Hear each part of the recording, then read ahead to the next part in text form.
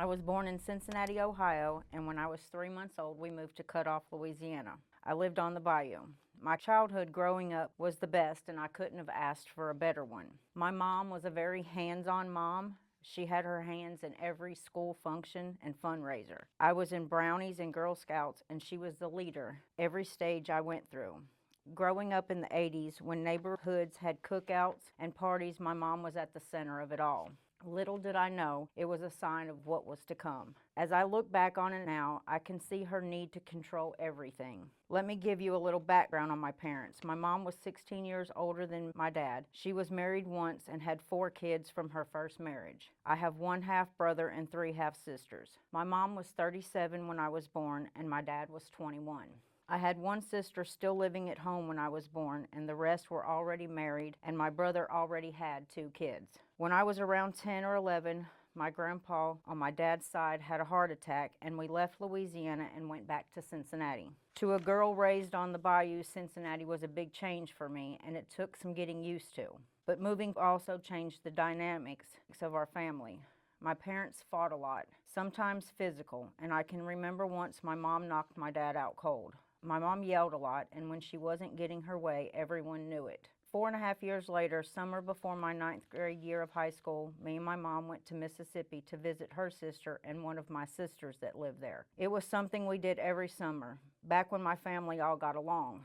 School started, and one day I came home from school to find the entire house destroyed from one room to the next. Everything was ransacked. The only room in the house that was untouched was my room. I didn't have to ask to know what happened. My mother's temper is what happened. I just started cleaning up the mess. She eventually came out of her room to help with the cleanup, and I asked her where my dad was, and she said gone. I threw him out. She told me that he had had an affair and the woman was pregnant. I was terrified. I was a daddy's girl, and the thought of him gone and being with my mom terrified me. A couple of weeks later, I was walking home from school, and my dad came out of nowhere. I remember being so happy to see him. He told me that he came home today to beg my mom for another chance, if he agreed to 2 conditions.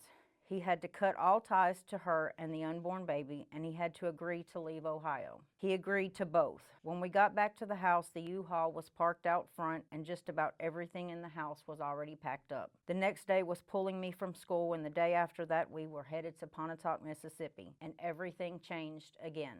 Pontotoc is a small Southern Baptist town, and I could tell right from the start that the kids there didn't like outsiders. And here I was, an Italian girl with a big last name no one could pronounce, and Catholic on top of that. I was bullied and picked on, but I eventually made friends and even started attending the local Baptist church. I was saved and baptized because they told me if I didn't, I would go to hell. That terrified me, so I did it. I soon found out that the same people that loved me at church didn't like me at school or anywhere else. I wasn't part of them. I was an outsider, the Yankee as they like to call me. And by the time I hit 10th grade, I quit going to church and found new friends and started smoking weed, drinking, and doing all the things that teenagers did at that time. My mom hated my new friends, and I guess that's about the time our relationship really started to change. The older I got, the worse it got. I even tried to drop out of school my senior year, but my mom told me I would graduate if she had to drag me to school every day. And as long as I was under her roof, I would live by her rules.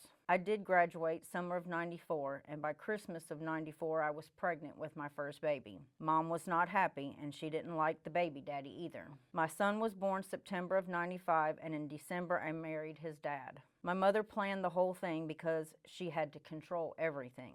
About a year after my son was born, my husband joined the Navy. And after boot camp, he was stationed in Connecticut for school. When it was time for me and my son to go join him in Connecticut, my mother did everything she could to try to convince me not to go. It was out of her control, and she didn't like it. Married life wasn't all that perfect, and we fought a lot. We lived off base, so everyone always wanted to use our house as the hangout spot, and eventually it started to cause problems. After he graduated from sub school, we ended up in Virginia. Our marriage continued to get worse, and before long, we were separated. When I called my mom, she jumped into action. She found an attorney, paid for it, and took care of everything. She wanted me back in Mississippi, but I didn't want to go.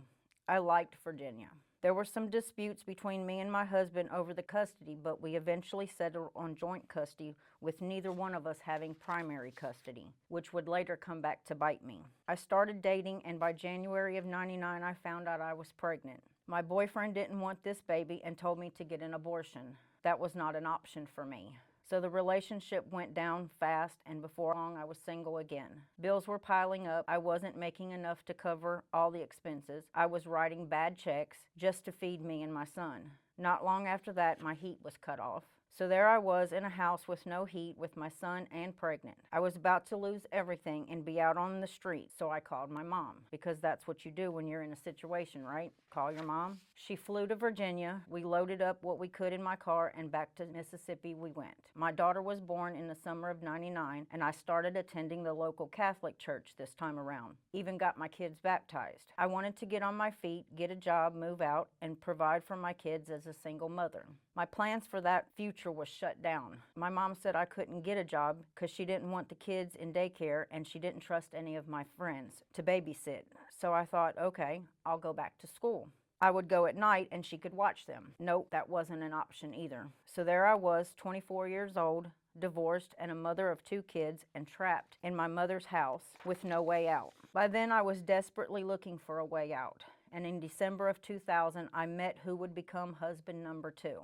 He was 7 years younger than me, and my mom didn't like that, so the fights got worse. The rules got stricter. I would go to the Catholic church and talk to the priest about my situation and the problems I was having with my mom. And he generally seemed like he wanted to help. Little did I know he was feeding information back to my mother, which always put her one step ahead of me. One day, I made plans to go to my boyfriend's house and hang out, play video games with the kids. An argument broke out between me and my dad, and he punched me in the face. The next day, I told my mother I was taking the kids and moving out. She threatened me. She told me if I moved out, she would take my kids. So I waited until her and Dad was at work the following day, and I moved out. I took everything of mine and the kids, and I left. I moved in with my boyfriend and his mom. When she got home that night and discovered I was gone, I'm sure she was furious, because what she did next destroyed me. It was January 2001, my dad's birthday weekend. He called me and asked me if he could have his grandkids for his birthday, and I agreed. I took them over there, dropped them off, and the next day, my world was turned upside down. Remember when I said I didn't have primary custody of my son? She called my ex-husband, fed him full of lies, and had him come to Mississippi to take my son. She arranged a legal kidnapping, and she gave him 24 hours to get out of the state before I knew anything about it. I was devastated. How does a mother do that to her own child? I hated her for that. The next day, when I was finally able to reach my son on the phone, he screamed and cried for me. It's a cry that I can still hear in my ears today. That's something that a mother never forgets. My mom treated me like I deserved it because I didn't do what she wanted me to do. Shortly after that, she served me with custody papers for my daughter. She was coming after her now. She told me she would do whatever she had to get my daughter, and that is exactly what she did. I married my boyfriend thinking it would help me in court. I told the priest at the Catholic church. Guess what he did? He told my mother. But it didn't matter. She had a different plan. She convinced me that the biological father had found out about the custody battle and he was coming to join in the fight. I freaked out. He didn't want her. Now he does. Mom said the only way to stop him was for me to sign over custody to her and she would stop him. I believed her. Something I will never forget, and I will always regret it, believing my mother. And in April of 2001, she had custody of my daughter. She had everyone in the family against me. I was casted out as the sister that gave her kids away. At least that's what she told them. I later found out that they had sold the house in Mississippi and had 30 days to move out. They couldn't leave the state until we went to court, so she made the whole biological father story up just to get me to sign out of court. And on Easter Sunday, I watched my mother leave Mississippi with my 1-year-old daughter headed to Wichita, Kansas. I was devastated. She knew moving far enough away, I wouldn't be able to see her every day, and that put her in better control of everything. After they left and both of my kids were gone, I just seemed to go with the motions of life. Life just seemed to get worse. I lost my job. Husband lost his. We were about to be evicted. So in February of 2002, me and my husband left. We moved to Ripley, Tennessee. A friend from high school lived here, so she said we could stay with her until we got on our feet. Phone calls with my daughter were controlled and timed on how long she would let me talk. There were times when I would call every day. That was put to a stop. Mom didn't think she needed to talk to me every day, so I was limited to one call a week on Saturday. Phone calls to my son were the same. The new stepmom controlled those calls. She would listen on the other end of the phone, and if I asked too many questions, she would end the call. Thanksgiving of 2003, I got to see my son for the first time since he was taken. It was the best Thanksgiving I had in a long time. It was Christmas of 2004 before I got to see my daughter for the first time, but I had to go all the way to Kansas to do it. That was the condition my mother made. When she saw me, she had no clue who I was, but what she did know was my voice.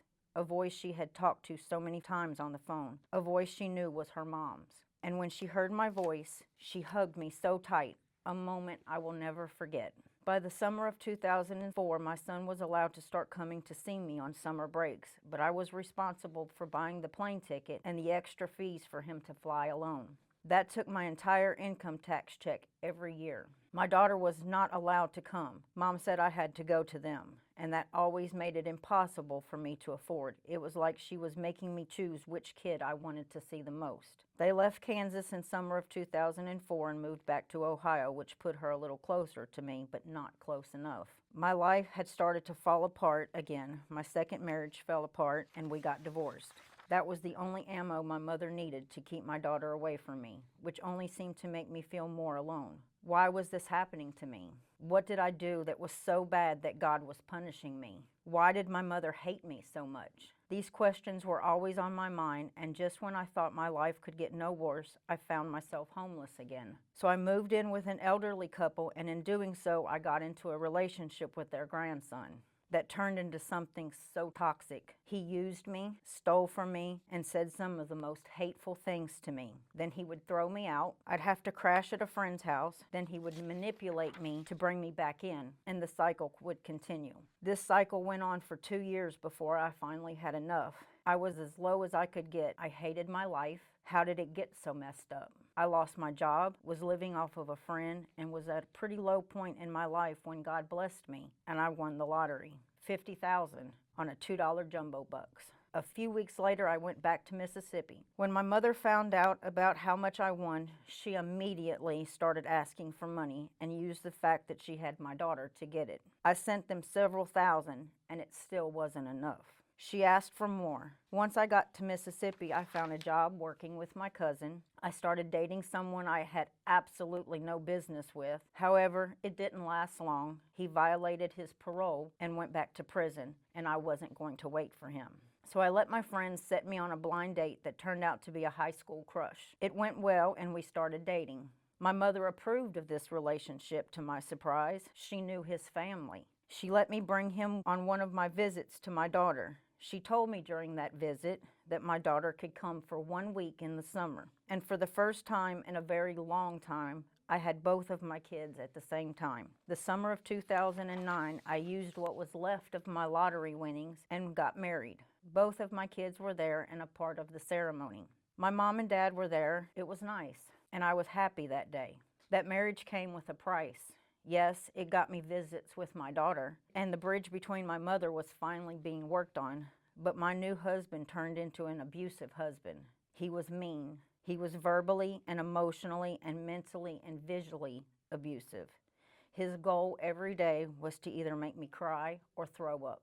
And if he could do both, well, home run for him. I could see the laughter in his eyes when he succeeded. He was absolutely disgusting at times, and my kids hated him. My son the most. He saw firsthand the abuse he put me through. How is it that I always end up in these toxic relationships? It was becoming a pattern, and I just didn't understand how my life got so messed up. Would I ever be loved? And how could I? I am a mother that lost both of her kids to her controlling mother. But to people who don't know, I must be a terrible mom if I lost my kids. I blamed my mother for everything that was wrong in my life.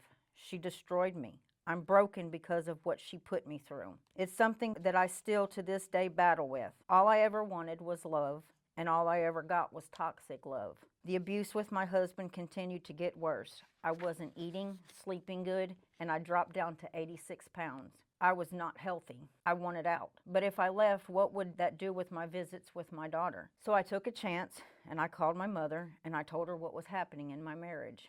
I was surprised when she told me to get out and that it would not affect my visits with my daughter. That was the last conversation I had with her. 2 weeks later, on September 1st, 2010, she died from a brain aneurysm. My world crashed again. I had a roller coaster of emotions after she died. I loved and hated her at the same time, and when she died, it crushed me because I knew I was never going to get the chance to fix what was broken between us. All of that died with her, and on the day of her funeral, I forgave her for all that I blamed her for. I had to let it go, or it would consume me the rest of my life. When I returned home from her funeral, my husband was nowhere to be found. His text messages just said, "I'll be home later." Several hours later, around midnight, I heard the truck pull in the driveway, but I never heard the door. So I got up to look out the window. The interior light showed the whole scene. My husband was smoking meth with his best friend, which made sense why he was so mean. I watched for a while and then went back to bed.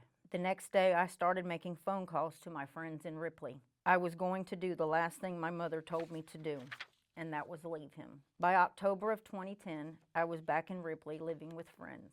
I got a job, found my own place, and tried to have a normal life, but every time I turned around, all I found was toxic relationships. They used me, got what they wanted, and then would throw me out like yesterday's trash. It was a never-ending cycle that I just couldn't seem to get out of, and then one day, I met someone that seemed to have it all. Polite, soft-spoken, didn't drink, smoke, or cuss, had a truck driving job of 17 years, and on top of all of that, he was a son of a Baptist preacher.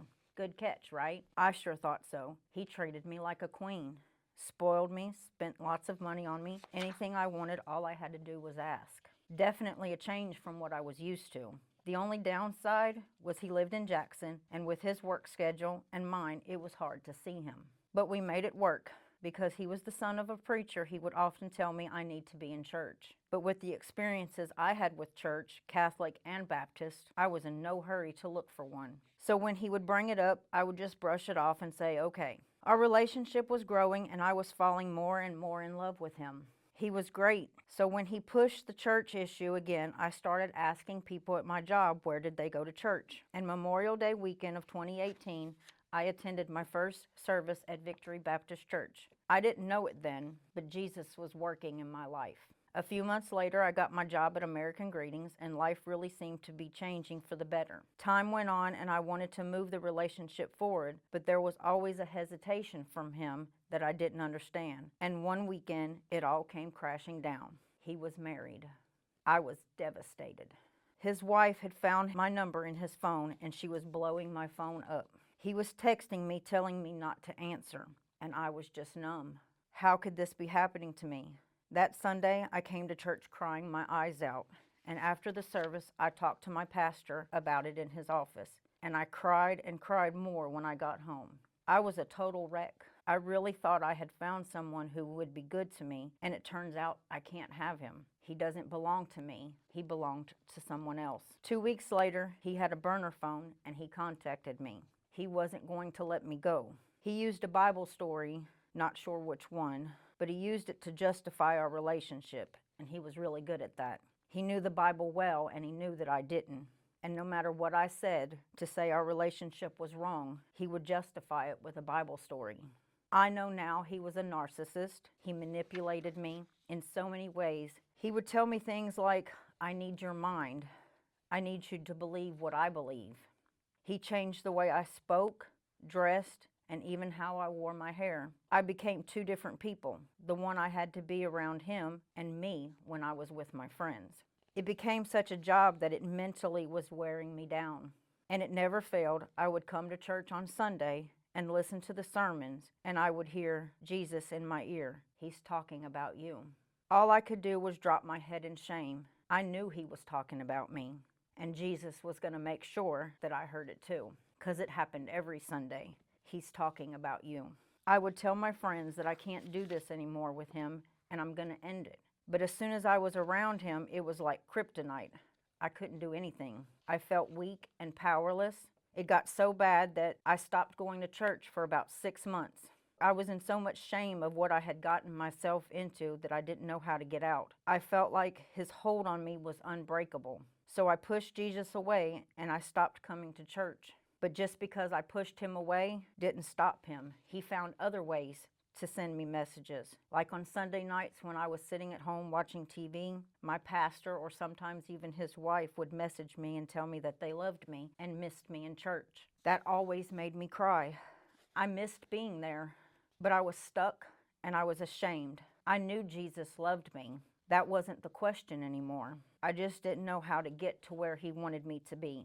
So my situation got worse and I started to pray. I would literally cry to Jesus on my hands and knees in my living room floor, begging him to take this man out of my life. I can't do this. Please take him away. But that prayer never worked. This man just wouldn't stop. So I prayed a different prayer. Jesus, take his desire to be with me away. Something, anything. I got nothing. Then it hit me one day. This was something Jesus wanted me to do myself. I needed to be strong. So I started praying for strength. Strength to look this man in the face and tell him I wanted out. Didn't take long after that, because one day we were sitting in my car and he said something and I could feel my strength build up. I knew it was Jesus. So I looked at him and I said, I can't do this anymore. I'm tired, I'm stressed, and I don't want to do this anymore. He looked at me very calmly and he said, you're upset and you're about to go to work. So let's talk about this later. I was confused. Like, did I miss something? I let it go that day. And 2 weeks later, we were sitting in my car and I had this feeling something was going to happen. And it did. He says to me, Tracy, if you don't want to be in this relationship anymore, just say so. I instantly hear Jesus say, make it count. I turned and I looked at this man and I said, really? I told you 2 weeks ago I couldn't do this anymore, and your response to me was, you were upset. I shouldn't do this right now. So when is a good time? Now works for me. It's perfect time. Is it good for you?